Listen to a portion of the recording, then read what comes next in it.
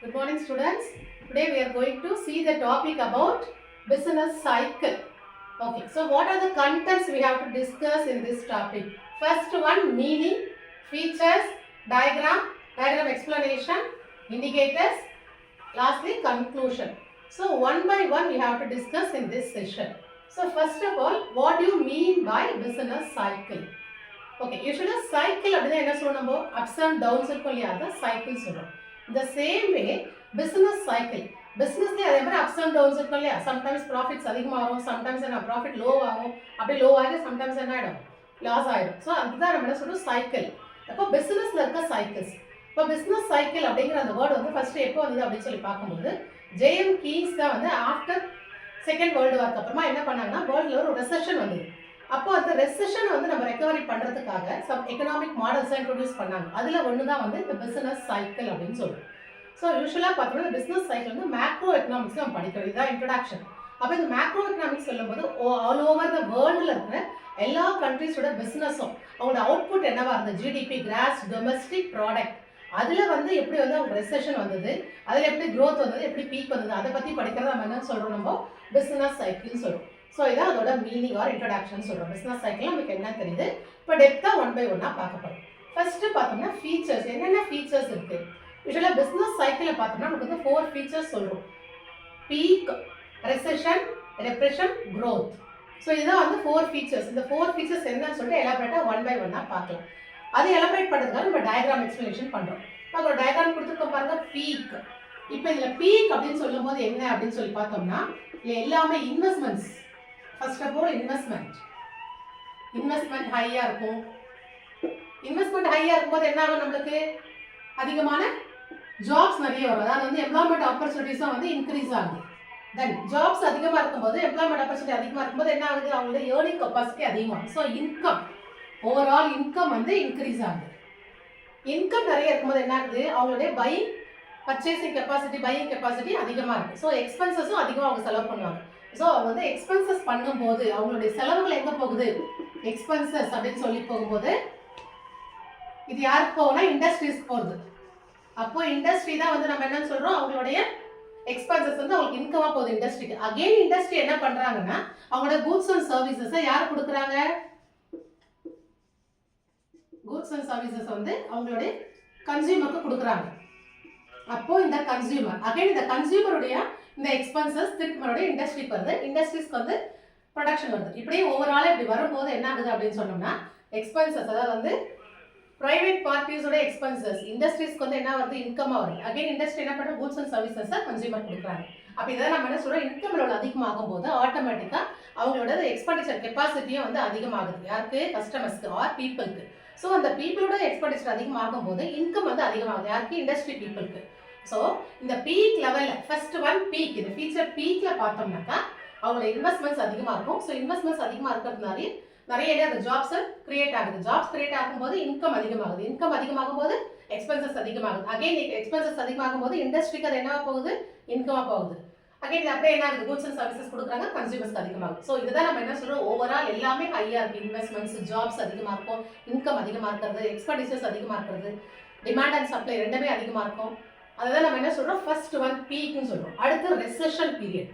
இப்போ கண்டினியூஸாக இது மாதிரி எல்லாமே அதிகமாக இருந்துகிட்டே இருக்கும்போது நியூஸ் ஆகுது அப்படின்னு சொல்லும் போது அடுத்து என்னவாகும், பீக்கு அடுத்தது அப்படின்னு சொல்லி பார்க்கும்போது நெக்ஸ்ட் ஒன் செகண்ட் ஃபீச்சருக்கு போகிறாங்க. அப்போ செகண்ட் ஃபீச்சர் என்ன, இந்த பீக் லெவலில் இருந்து ரெசெஷன், அடுத்து ரெசெஷன் போகிறாங்க. இப்போ ரெசெஷன்ல என்ன ஆகும், இப்போ எல்லாமே டவுன்ஃபால் ஆகுது. ஏன்னா ஃபர்ஸ்ட் பீக்ல இருந்தாச்சு, ஓவரால் பீக்லேயே இருக்க முடியாது, கண்டினியூ பண்ண முடியாது இல்லையா. ஸோ அந்த பீக்ல இருந்து ஒன் பை ஒன்னா ஸ்லோ டவுன் வருது. அப்போ இன்வெஸ்ட்மெண்ட்ஸ் என்ன ஆகுது, லோவா ஆகுது. இன்வெஸ்ட்மெண்ட்ஸ் லோ ஆகும், இன்வெஸ்ட்மெண்ட் லோ.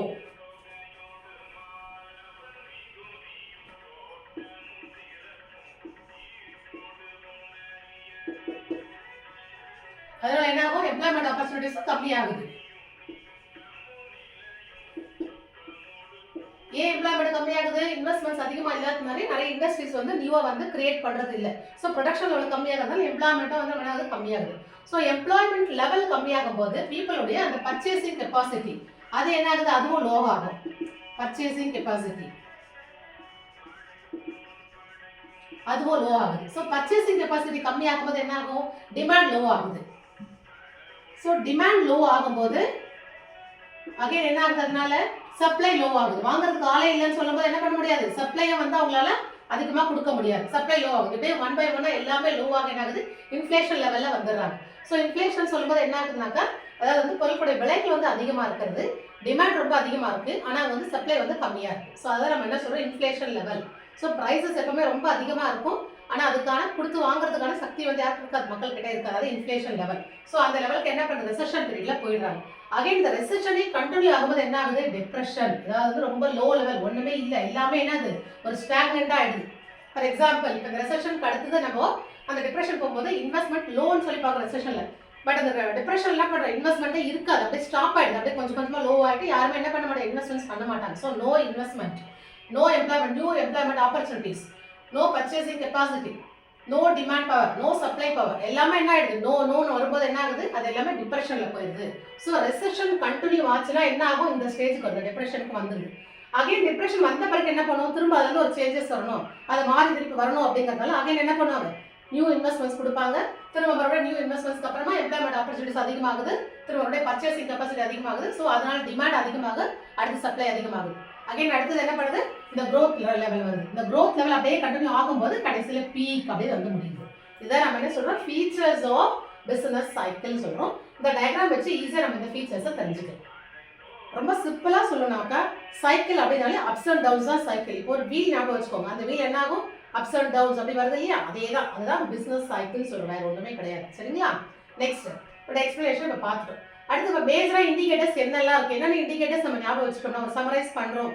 இப்போ நம்ம பிஸ்னஸ் சைக்கிள்லாம் நம்மளுக்கு மைண்டில் வச்சுக்கணும்னு சொன்னாக்கா ஈஸி இண்டிகேட்டர்ஸ் வச்சு மைண்டில் வச்சுக்கேன். என்னென்ன இண்டிகேட்டர்ஸ் இருக்குது, இன்ஃப்ளேஷன் இண்டிகேட் பண்ணுது. இன்ஃப்ளேஷன் லெவல் ரொம்ப ஹையாக இருந்ததுனாக்கா என்ன சொல்கிறோம், பிஸ்னஸ் லெவல் வந்து ரொம்ப லோவாக ஆயிடுச்சு, டிப்ரெஷனில் இருக்குன்னு சொல்கிறோம். சப்போஸ் இன்ஃப்ளேஷன் லெவல் பர்சன்டேஜ் கம்மியாக இருக்குன்னா அது ஒன்று க்ரோத்தில் இருக்கும், அப்படி இல்லைனா பீக்கில் இருக்குன்னு சொல்கிறோம். ஆனால் இது ஒரு இண்டிகேட்டர், மேஜர் இண்டிகேட்டர். அடுத்து அவுட்புட். இந்த ஜிடிபி வச்சு தான் என்ன சொல்கிறோம், பிஸ்னஸ் சைக்கிளே நம்மளுக்கு வந்து ப்ரிப்போன் பண்ணியிருக்காங்க. ஸோ இந்த அவுட்புட் லெவல் அது ஒரு மேஜர் இண்டிகேட்டர். அவுட்புட் நல்ல மேக்ஸிமமாக இருக்குது, மேக்ஸிமைஸாக இருக்குது அப்படின்னா அதுவே என்ன சொல்கிறோம், பீக் லெவல் அப்படின்னு சொல்கிறோம். எல்லா பொருட்களும் உற்பத்தி, அதான் நம்ம சொல்கிறோம் அவுட்புட் அப்படின்னு நம்ம சொல்கிறோம், ஜிடிபி, கிராஸ் டொமஸ்டிக் ப்ராடக்ட். அடுத்து கன்சியூமர் ஸ்பெண்டிங். நம்ம ஏற்கனவே சொன்ன மாதிரி அவுட்புட் நிறைய இருக்கும்போது பீப்புள் என்ன பண்ணுவாங்க, நிறைய அதை வாங்குவாங்க. ஸோ அவங்களோட ஸ்பெண்டிங் அதிகமாகும், அதுதான் கன்சியூமர் ஸ்பெண்டிங். ஸோ கன்சியூமர் ஸ்பெண்டிங்கும் அதிகமாக இருக்கும். எப்போ, பீக்கில். சப்போஸ் கன்சியூமர் ஸ்பெண்டிங் ரொம்ப கம்மியாக இருக்குன்னா மேபி அது ரெசெஷன் பீரியடாக இருக்கலாம், இல்லை டிப்ரெஷன் இருக்கும். ஒன்றுமே இல்லை, கன்சியூமர் ஸ்பெண்டிங் டிப்ரெஷன், லோவாக இருந்தால் ரெசெஷன் பீரியட்னு சொல்லுவோம். நெக்ஸ்ட் எம்ப்ளாய்மெண்ட் லெவல், இது ஒரு இண்டிகேட்டர். அப்போ இந்த எம்ப்ளாய்மெண்ட் லெவலில் ஃபுல்லாக இருக்குது அப்படின்னு சொன்னால் மேக்ஸிமைஸாக இருக்குது, ஆப்பர்ச்சுனிட்டிஸ் நிறைய இருக்குது, வேலை வாய்ப்பு அப்படின்னா அது என்ன சொல்லுவோம், பீக் லெவல். சப்போஸ் இந்த எம்ப்ளாய்மெண்ட் லெவல் ரொம்ப லோவாக இருக்குது அப்படின்னு சொன்னோம்னா அது ரெசெஷன், எம்ப்ளாய்மெண்ட் ஆப்பர்ச்சுனிட்டியே இல்லை, சுத்தமாக நியூ ஆப்பர்ச்சுனிட்டிஸே இல்லை அப்படின்னா அது டிப்ரெஷன் சொல்லுவோம். ஸோ இது ஒரு மேஜர் இண்டிகேட்டராக இருக்குது. அடுத்து வேஜஸ். இந்த எம்ப்ளாய்மெண்ட் ஆப்பர்ச்சுனிட்டிஸ் வந்து ரொம்ப லோவாக இருக்கும்போது வேஜஸ் என்ன ஆகும், ரொம்ப லோவாகும். ஏன்னா வந்து அந்த ப்ரொடக்ஷனே கிடையாது, அவுட்புட் ரொம்ப லோவாக அந்த தொழிலாளர் கொடுக்கக்கூடிய வேஜஸும் ரொம்ப கம்மியாகும். ஆனால் வேஜஸும் ஒரு major indicator of business cycle சொல்கிறோம்.